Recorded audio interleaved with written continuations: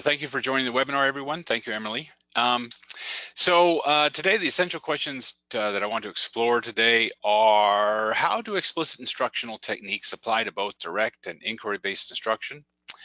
Why is student discourse important, and what are tips for generating meaningful discourse? Why is vocabulary important in math, and what are strategies for building math vocabulary? And what are some easy to use differentiation techniques, and how these help students? And just by the way, just wanted to mention that I know that there are a lot more than just these four. There's more to good teaching in mathematics than just these four things. But I only have a 1 hour webinar here to work with, and I had to pick four things to talk about, so I chose these four, which are really important things. Right, so to kick it off here, while we're going through ideas and samples of lessons today and different slides, I want you to think about the following conclusions derived from a meta-study of research around the question, what is it about teaching that influences learning?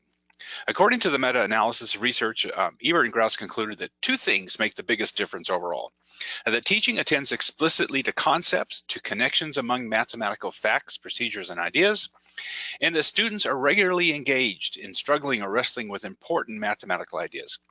That students expend effort to make sense of mathematics, to figure something out that is not immediately apparent, that students are solving problems that are within their reach.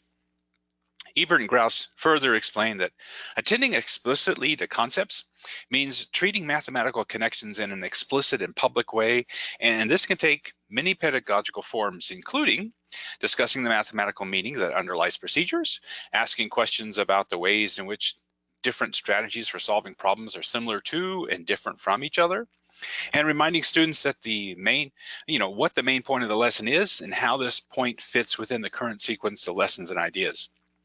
Ebert and Grouse also state that both student-centered and teacher-centered approaches to instruction can provide targeted and structured activities in which students, with teacher guidance, grapple with challenging concepts and problems.